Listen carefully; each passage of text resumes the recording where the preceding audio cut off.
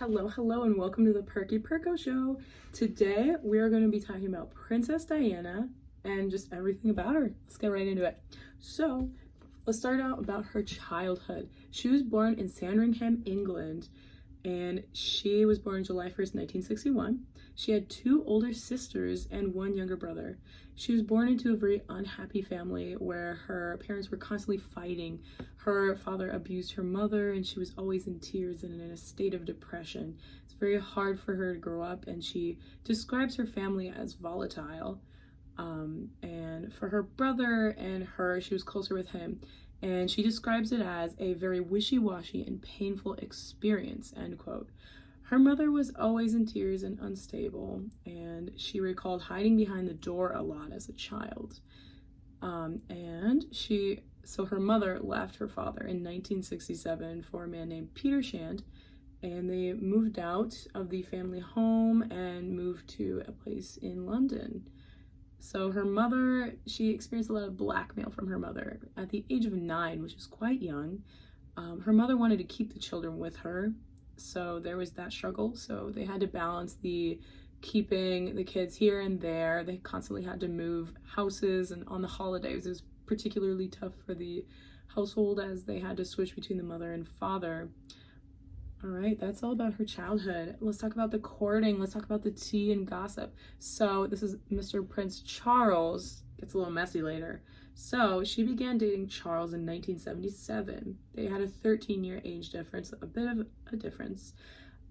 She actually knew the family quite well from a young age. She went over to their house and played with the younger siblings, not really Charles, as the younger Prince Andrew and Edward. And later on, they got to know each other better, and it was sort of an arranged type of deal because both the families did it for status and wealth. It was February 6, 1981, when Prince Charles proposed to Diana with an 18-karat ring, and it was only worth $33,000. How cheap of him. No, back in the day, that was worth a lot. And she became the Princess of Wales when they married. They had a very extravagant wedding. It was all over. Billions of people saw it, so that was a pretty cool show. Anyways, let's see how this impacted Princess Diana. Her mental health after becoming Princess of Wales deteriorated quite quickly. The week after they became married, she ended up starting to do bulimia and like throwing up food because it gave her a sense of control. According to some NBC tapes, she was under this constant pressure to be the princess and to be this amazingly gorgeous woman that everyone looked up to. So it really just lingered, and it started to carry on, and her husband, actually Prince Charles, said, in quotes, "Oh, you're getting a bit chubby here, aren't we?" And this is also from the NBC tapes.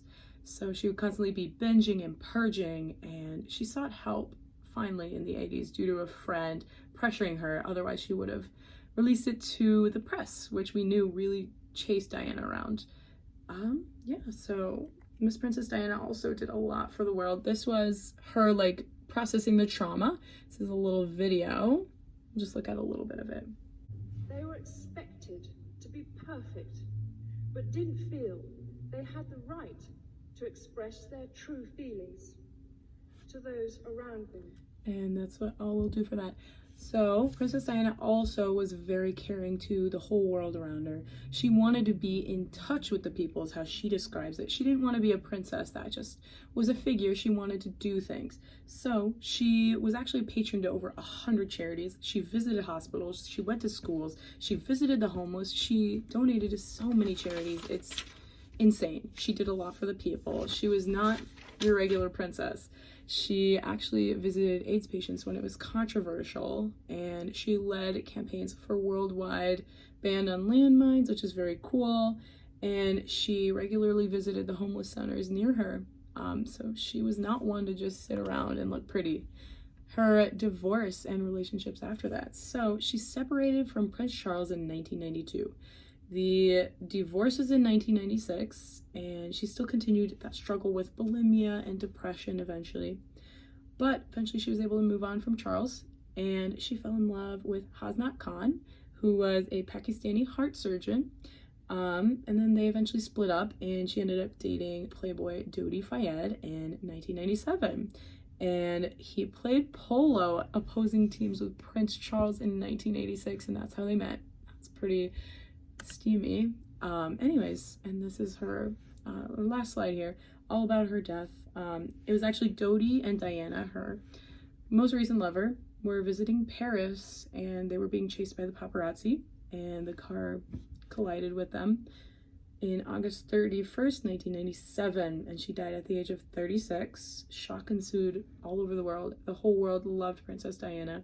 She was a role model to so many, so this just really caused a lot of heartbreak and a lot of shock.